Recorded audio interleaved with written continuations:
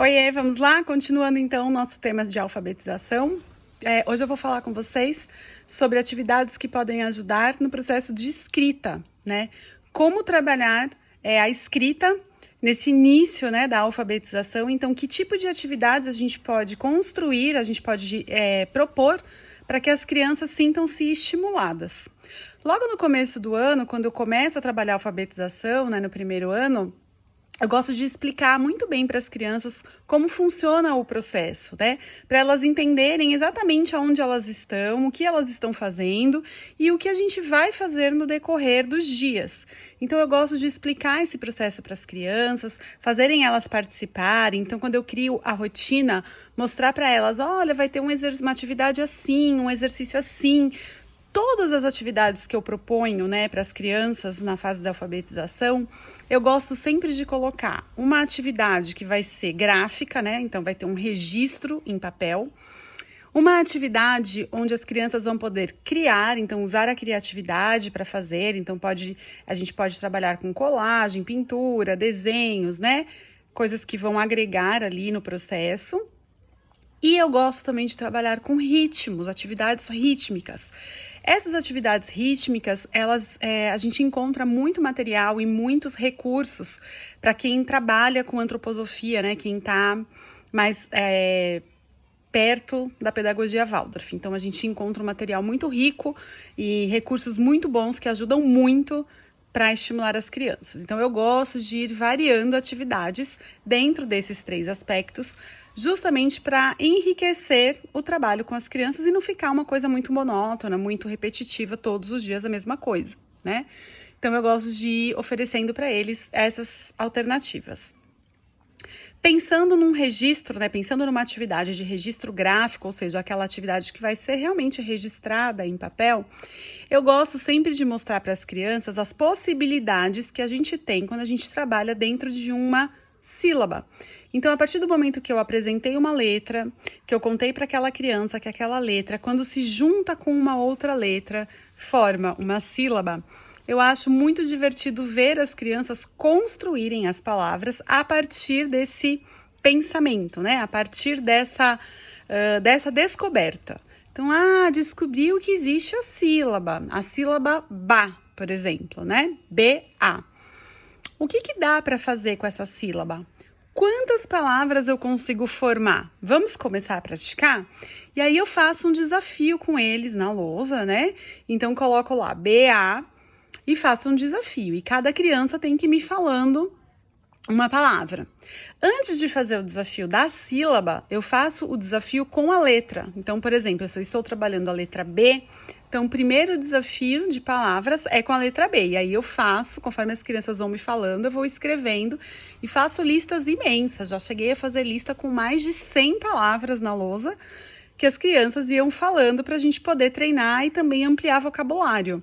E o porquê que isso é tão legal? Porque primeiro que faz a criança parar para tentar descobrir o som do B e lembrar de palavras que começam com a letra B.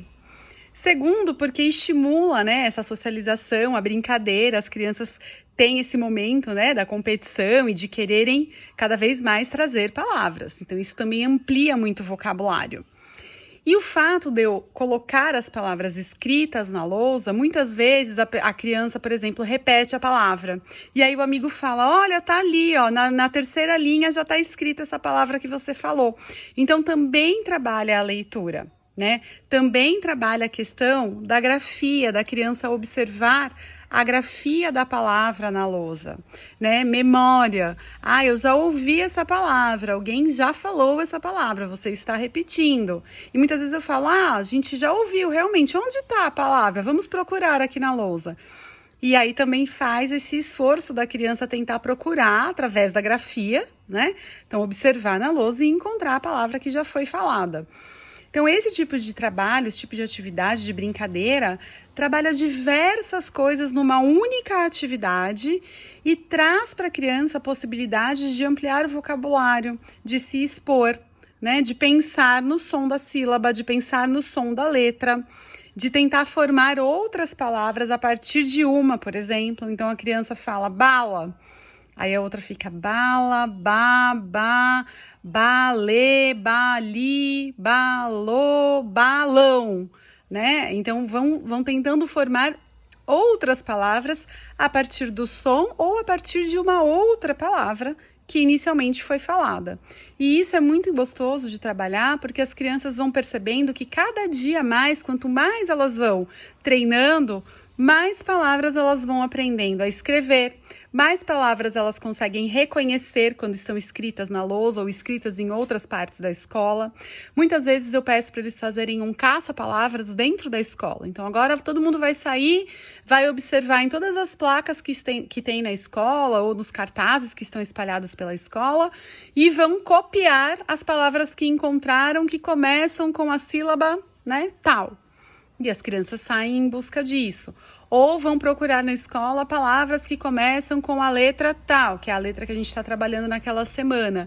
Então, isso também estimula a criança, né? A sair um pouco daquela coisa só sentado, copiando, tentando, né, formar uma frase ou ficar lendo só as palavras que a professora escreve na lousa. Acho que também é muito importante o professor trazer recursos que motivem as crianças, né, de uma forma como se fosse uma brincadeira mesmo, para ajudar a criança a construir o seu vocabulário.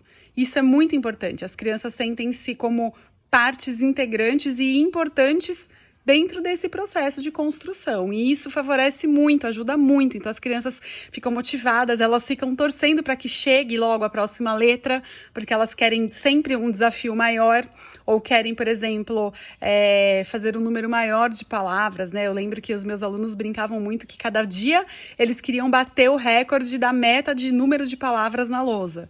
Então isso é muito gostoso, isso ajuda muito as crianças, né? O seu grupo acaba também sentindo-se motivado. Não tem coisa melhor do que um professor chegar na sala de aula e o grupo de crianças pedir, né, uma atividade. Isso é muito gratificante, isso é muito gostoso. Você se sente fazendo um bem para os seus alunos, né? Você sente que eles têm essa troca recíproca com o professor e isso é muito gostoso. Não tem nada mais que nos deixe mais feliz do que ver as crianças participando com alegria daquilo que a gente propõe dentro de uma atividade em sala de aula.